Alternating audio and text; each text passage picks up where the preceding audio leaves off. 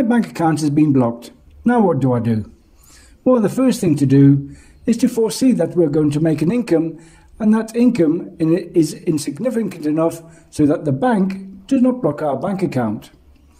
This means informing the bank beforehand where your financial means come from, and informing the bank every year when you make your tax returns in your country, and informing the bank and always updating your financial information and where the income is coming from, and informing the bank at least once a year.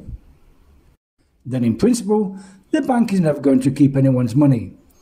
Blocking an account is simply a preventive measure to ask us for explanations, and these explanations have to be prepared in advance, because if you don't have them prepared, the bank can say that you have deposited money and want you to provide evidence from customs in your country or from customs in Spain that you have declared and paid the taxes on this money.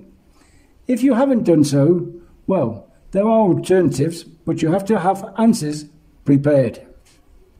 A simple answer is to say that you have had a visa for many years, and that every time you have come here, you have brought money that you do not need to declare, and that the regulations in your country and those of the person's country of origin permit you to, and therefore the money is not held.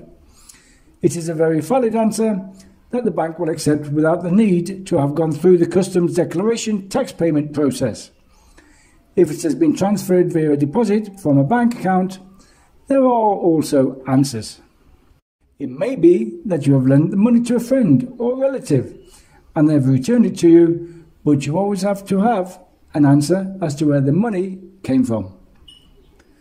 It cannot be that the bank blocks you and asks you questions and you do not have a valid answer. That is a serious problem, because you have not been updating your financial data or source of money every year or when opening the bank account, and on top of that, they do not make a deposit and you do not know how to give an answer. Then it is a serious problem.